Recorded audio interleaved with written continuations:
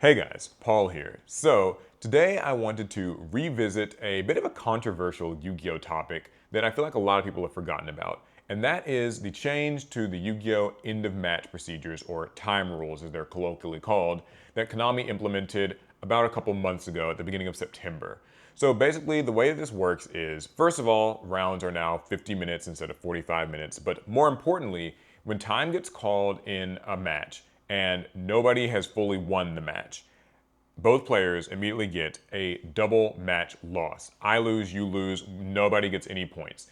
And this, as you guys can probably imagine, was really, really controversial and divisive when it first happened because of just many different reasons. People felt like this is extremely anticlimactic. Like, what? What do you mean we just both lose, just get a double like match loss? That doesn't feel fair.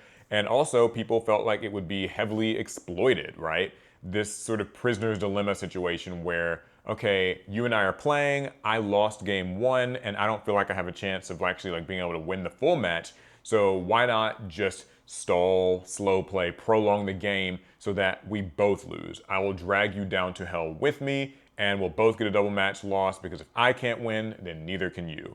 And there was so much of this going on the internet. There were some people who were like praising these new rule changes. A lot of people were kind of condemning them. I saw a lot of videos, headline things like, Konami's new rule has ruined Yu-Gi-Oh tournaments forever. And I get it, I'm a Yu-Gi tuber. Any given month can be the death of Yu-Gi-Oh when the bills need to be paid. But I do think that this is a case where now that some time has passed and we've all had time to play with these rules in person and we're not just sort of like having our knee-jerk reactionary arguments online, what's it actually like? What's the experience been? So as for me, I've gotten the chance to play in, of course, several local tournaments, but also a couple of different regionals as well. And I think that that's sort of a good way to gauge how effective it's been in a competitive environment with real people who are like, really experiencing these rules. I've experienced them. I've talked to other players, I've talked to other judges, and I think I have a pretty full picture now of the rule changes. And spoiler, I think that they're a net win. I think they're a good thing. I think that it has worked out really well and there are a lot of benefits. It's certainly not perfect. I don't think that you'll ever really be able to have like a perfect set of rules, but I do think that it has been good. So, first things first, let's address like the elephant in the room. Are there players who are taking these rules and abusing them in order to get, well, not even free wins or draws, but I guess just double match losses, being the scumbag who just sort of spitefully drags people down? And the answer, overwhelmingly in my experience, has been no. I have not really observed any of this. I haven't really noticed it in any of my opponents, not really, not that I think, and I certainly have not tried to do it myself. I haven't really seen other people doing it either. So here's kind of where how I view it basically. If you go to a Yu-Gi-Oh tournament, especially a regional, you have paid money to travel there and to build your deck, and you've prepared and like entered the tournament, and that costs money. And so like you've invested quite a lot into the tournament and you want to win. And like fundamentally most Yu-Gi-Oh players, that's what they want. They want to win. That's why you're there. And so as a result, what I've found is that most people don't want the double match loss because it is just objectively the worst outcome that you can have. It certainly seems like, well, if I lose, then my opponent has to lose too, and that somehow kind of gives me a bit of a moral victory or something like that. But in my experience, most people don't want that. Most people want their games to end. They want to get a W of some kind. And like, first of all, and this is like a small point, it's actually really hard to prolong a game of Yu-Gi-Oh! Like, you can't really productively stall a game out. The way that Yu-Gi-Oh! Works now, when people set up a huge board of monsters full of negates and stuff like that, the game's kind of decided. Everybody sort of knows, like, okay, they've got like 3 or 4 boss monsters, they interrupt everything. Like, I'm not going to get extra turns to like sit here and stall. So that alone usually does not work. And if you try to take a slow play approach, like I'm just going to sit here and kind of shuffle my cards, riffle around, look through my graveyard, you can risk it, but you're probably going to get called for slow play. And once that happens a couple of times, the judges are likely just going to be like, okay, you've gotten multiple infractions, you're going to have to fill out paperwork, and you're going to be DQ'd from the tournament. And if you keep doing it, I mean, you might just get banned outright. And so I think that at the end of the day, like, there just aren't really practical ways of prolonging games and really like slow playing like that very effectively. However, that being said, I do think that these new time rules also encourage players to play faster in general. I think that these rules favor the player who's prepared and knows about their deck's outs to common situations. Matchup knowledge seems like it's something that's more important now than ever, because you need to know when you can feasibly defeat your opponent and like overcome a certain board state, or when you maybe need to just make a tactical concession and go to game 2 or go to game 3.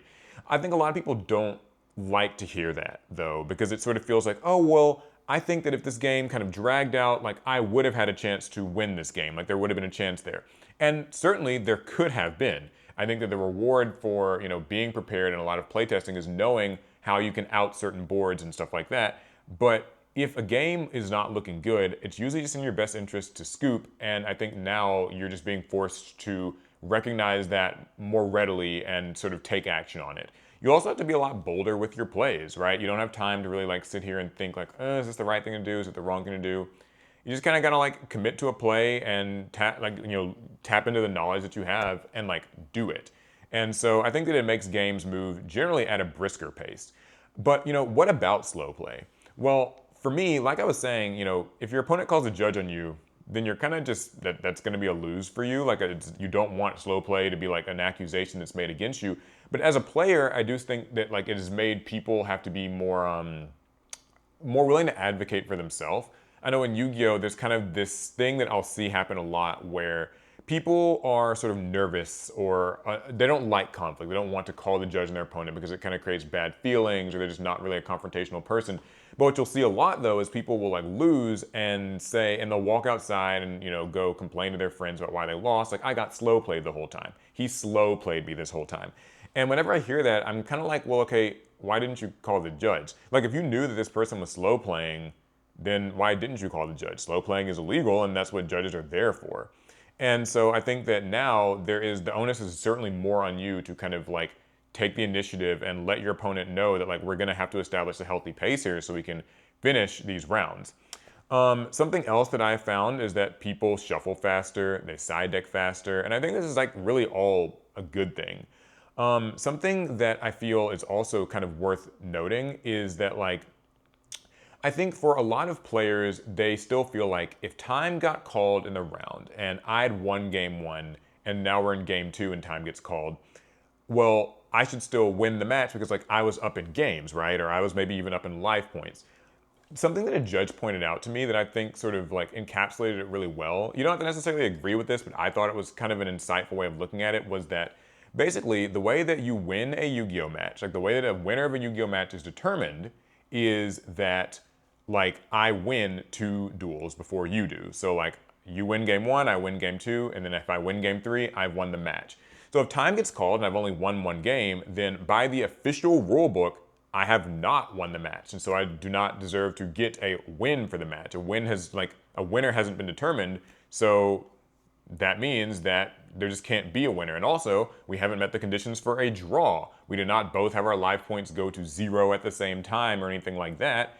We just did not conclude the match. And so as a result, no winner is decided. And so we just don't get any points. You can view it as a double loss, but really what's happening is just that neither person's getting any points because there was not an official like winner there. It's a weird, very like hyper specific, sort of hyper rigid way of looking at it. But when I heard it explained to me that way, it sort of made a lot more sense. And so I sort of see why they also did it. There've been a lot of benefits as well around like exploitation of the rules that used to happen.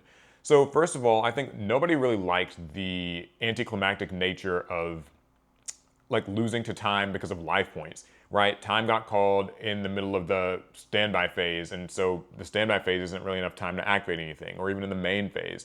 And so feeling like you didn't even get any more time to influence the duel never really felt very fair. And it got even worse when you had cards like Fiendsmith's Lacrima or like Vanquisol Heavyborger, which I can say from personal experience, playing the Vanquisol deck in the old time rules literally felt like cheating. It was so easy to just burn for life points and stuff like that.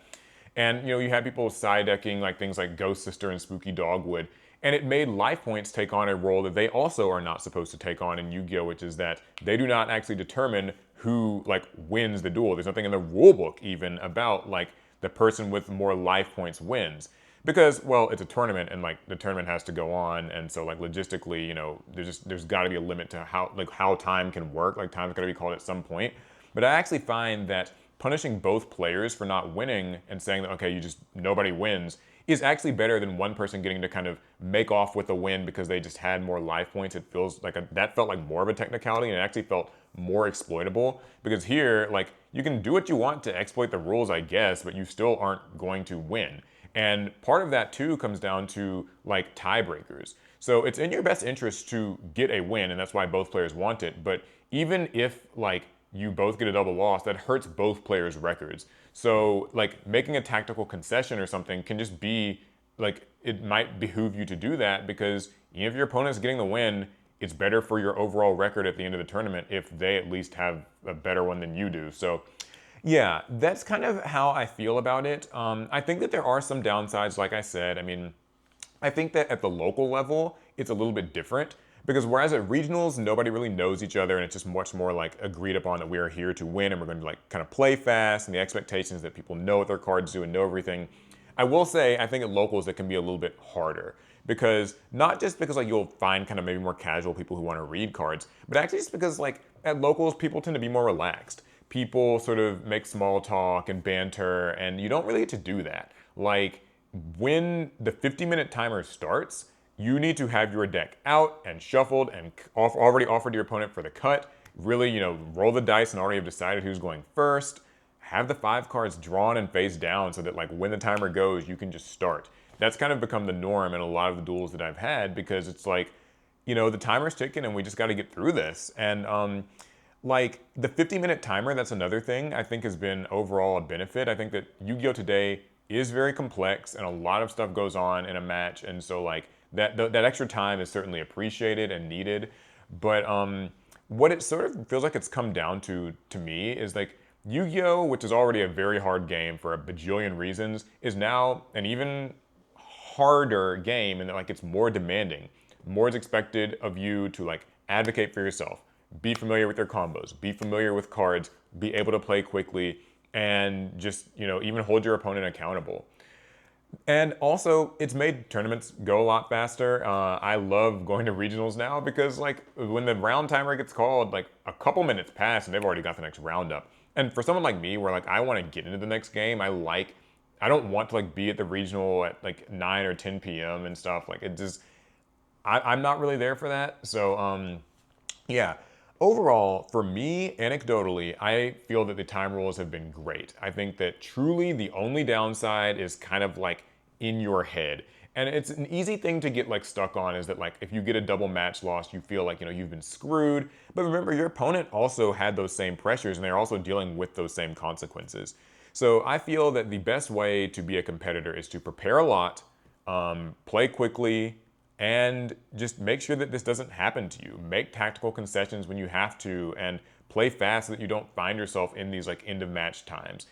I will say one last thing is, in the times when I have observed people take double match losses, which thankfully like hasn't really happened to me very much, it hasn't been like a bitter, angry thing. Like people are sometimes a little upset at, I guess, the irresolute feeling there, but I don't think it's really much different than how people felt when they got like screwed because they had less life points. Like it feels like what and what. So I don't know. I haven't seen like too many like major crash outs. People get a little salty, but oftentimes I feel like they're more upset with themselves for not like finishing the match sooner. I sometimes will see people be like, oh, I should have just conceded game 2 sooner. Like I let game 1 go too long.